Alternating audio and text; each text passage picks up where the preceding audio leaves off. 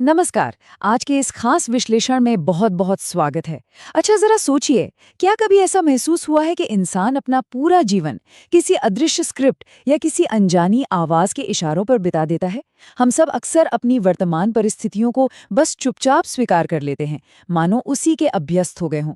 लेकिन इस पूरी कहानी को एक मूक दर्शक की तरह देखने के बजाय अगर हम खुद इसके सचेत और इरादतन निर्माता बन जाएं, तो वो सफर कैसा होगा? आज का ये पूरा विश्लेषण इसी बात पर गहराई से केंद्रित है कि कैसे अपनी मानसिक प्रोग्रामिंग को समझकर, उसे बदलकर एक बिल्कुल नई और अपनी मनचाहे हकीकत रची जा सकती है। तो चलिए शुरू करते हैं।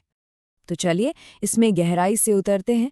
दिमाग के किसी अंधेले कोने में ना एक छिपी हुई अपरिचित सी आवाज अक्सर फुसफुसाती है, सुरक्षित रहो, शांत रहो और भाई कोई जोखिम मत लो। सबसे हैरानी की बात तो यह है कि इंसान जाने अनजाने में इस आवाज को अपनी ही आवाज मान बैठता है और सच माने तो इसी पर पक्का विश्वास भी कर लेता है। ये सीमित करने वाली आवाज हमारे रोजमर्रा के छोटे बड़े हर फैसले को कंट्रोल करती है। ये एक ऐसा संकीर्ण दायरा बना देती है जिससे बाहर निकलना लगभग असंभव सा लगने लगता है। असल में हम जो भी फैसला लेते हैं, जो रिश्ते बनाते हैं या जिस जोखिम से बचते हैं, वो सब इसी बात से तय होता है कि इंसान खुद को किस लायक समझता है। अब देखिए, जीवन जीने के मुख्य रूप से दो ही तरीके होते हैं। एक तरफ है ऑटो पायलट मोड, जहां इंसान बस उन पुरानी मान्यताओं और विचारों के सहारे जीता चला जाता है, जो या तो उसे विरासत में मिले हैं या फिर बिना सोचे समझे अपना लिए गए हैं। ये एक ऐसी स्थिति है जहां ऐसा लगता है मानो जीवन बस घटित हो रहा है। इसके ठीक उलट दूसरी तरफ है इरादतन जीवन, जहां इंसान अपनी खुद की कहानी का एक एक्टिव डायरेक्टर बन जाता है। जिस पल ये समझ में आ जाता है कि हमारी सोच से ही हमारी असलियत बनती है, तो ये भी बिल्कुल साफ हो जाता है कि एक नई कहानी किसी भी क्षण, जी हाँ, किसी भी क्षण लिखी जा सकती है।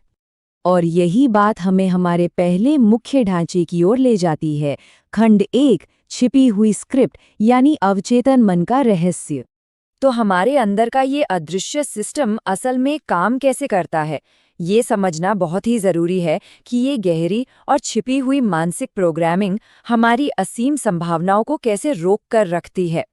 देखिए, अवचेतन मन यानी हमारा सबकॉन्शियस माइंड हमारा कोई दुश्मन नहीं है, बल्कि ये एक ऑटो पायलट सिस्टम या यूं कहें कि एक ओवर प्रोटेक्टिव बॉडीगार्ड की तरह है।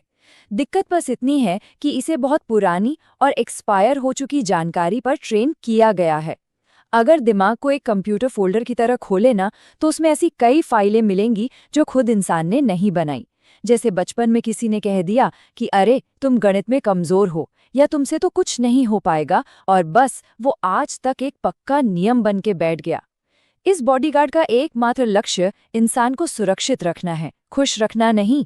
ये खुद ही तय कर लेता है कि इंसान को कितनी खुशी या सफलता मिलनी चाहिए ताकि उसे दोबारा किसी चोट या विफलता का सामना न करना पड़े। तो सवाल उठता है कि इस छिपे हुए और पुराने प्रोग्राम को कैसे बदला जाए। इसके 3 बिल्कुल स्पष्ट और व्यवहारिक कदम हैं। पहला कदम है जागरूकता और दूरी बनाना, यानी उन विचारों को पहचानना जो असल में हमारे अपने हैं ही नहीं। दूसरा कदम है नए निर्देश देना और तीसरा है लगातार दोहराव। हाँ, ये प्रक्रिया शुरुआत में थोड़ी मशीनी लग सकती है, लेकिन यकीन मानिए यही इसका असली रहस्य है। केवल जबरदस्ती पॉजिटिव होने से काम नहीं चलता। जब हम एफर्मेशन और विजुअलाइजेशन जैसी तकनीकों का लगातार इस्तेमाल करते हैं, तो अंततः हमारा अवचेतन मन विरोध करना छोड़ देता है और हमारा सबसे बड़ा सहयोगी बन जाता है। चलिए अब आगे बढ़ते हैं खंड 2 की तरफ, नई मान्यताएं और आत्मप्रेम। जब पुरानी मान्यताओं को बदला जाता है, तो असली और दिखावटी आत्मप्रेम का फर्क समझना बहुत जरूरी हो जाता है। और ये बात बहुत ही शानदार तरीके से दर्शाती है कि ये कितना गहरा बदलाव है जो पूरी जिंदगी की दिशा ही बदल देता है। अक्सर लोग इसे केवल शीशे के सामने खड़े होकर कुछ अच्छे अच्छे वाक्य बोलने या एक कोमल, निष्क्रिय भावना तक सीमित कर देते हैं। लेकिन नहीं, असली आत्मप्रेम ठोस कार्यवाही की मांग करता है। ये एक बेहद कठोर और सीमाएं तय करने वाला आंतरिक बदलाव है। इसका सीधा सा मतलब है उन जगहों और लोगों से दूर चले जाना जो आपकी ऊर्जा चूसते हैं, इसका मतलब है बिना किसी अपराध बोध के आराम को चुनना और बिना किसी शर्मिंदगी के अपनी महत्वाकांक्षाओं को प्राथमिकता देना। जब आत्ममूल्य की सच्ची पहचान होती है तो इंसान कमरे में एक शांत आत्मविश्वास के साथ प्रवेश करता है और दूसरों को सहज महसूस कराने के लिए खुद को छोटा करना बिल्कुल बंद कर देता है। अब आते हैं खंड 3 पर, गति से डर को हराना। जब कोई इंसान अपने अंदर की प्रोग्रामिंग को बदलना शुरू करता है और खुद से सच्चा प्यार करने लगता है, तो पता है क्या होता है?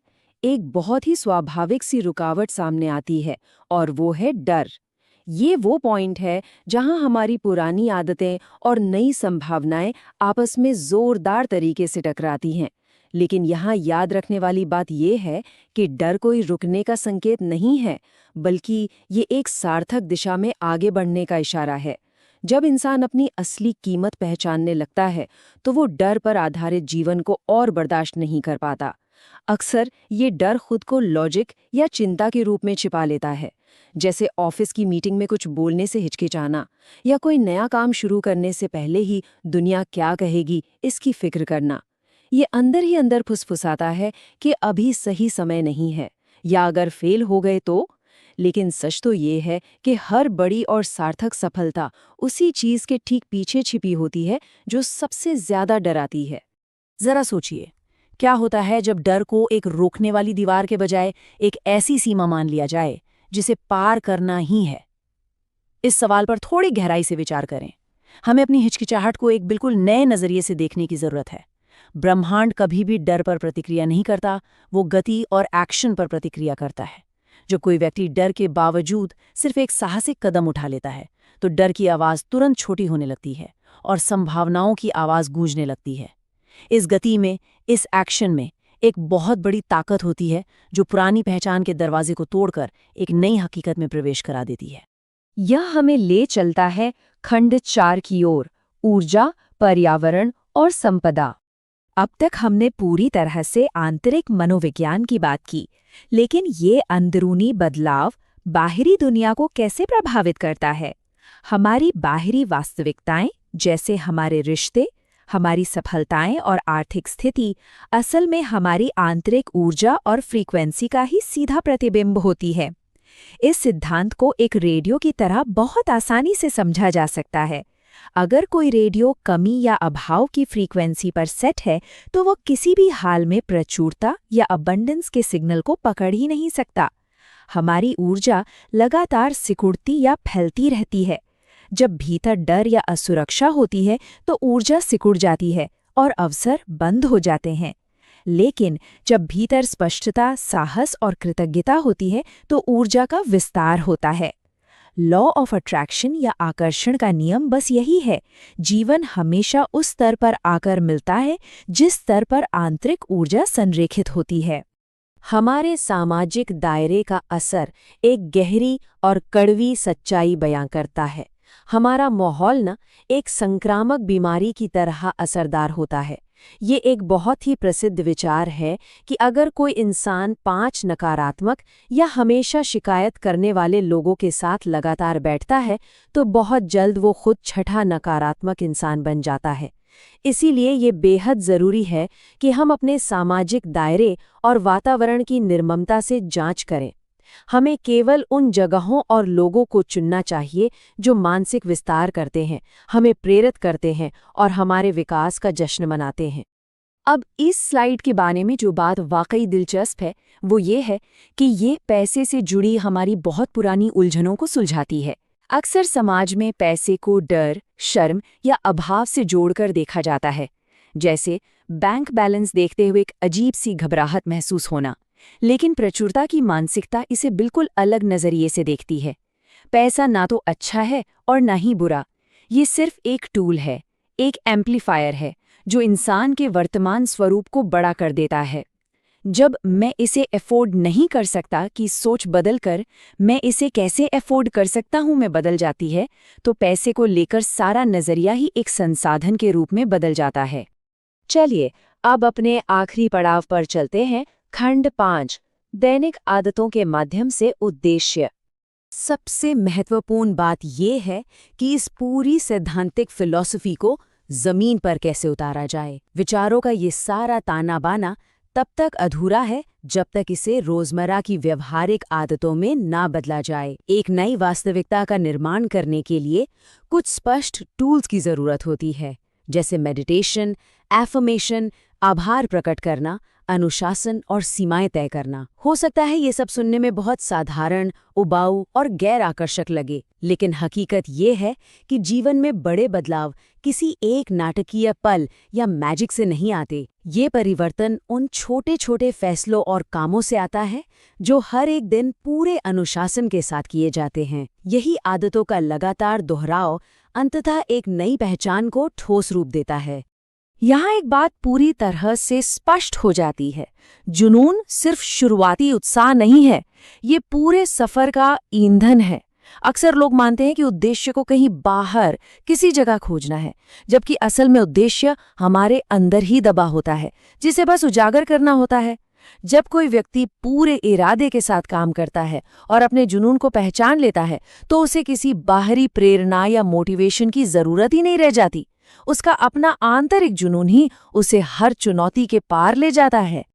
और हम इस विश्लेषण के अंत में एक बहुत ही चुभते हुए और सोचने पर मजबूर करने वाले सवाल के साथ इसे छोड़ते हैं। किस मान्यता ने इस वर्तमान वास्तविकता को बनाया है? जब तक हम ये मानते रहेंगे कि बाहरी परिस्थितियां हमारी जिंदगी तय करती हैं, तब तक कुछ नहीं बदलेगा। चमत्कारों का इंतजार करना अब बंद करना होगा। ये समय है अपनी खुद की उन अदृश्य स्क्रिप्ट्स की जांच करने का, ताकि पूरे होशो हवास में एक नए, बेहतरीन और इरादतन जीवन का निर्माण किया जा सके। इस सवाल पर जरूर विचार कीजिएगा। आज के इस विश्लेषण में हमारे साथ जुड़ने के लिए बहुत बहुत धन्यवाद।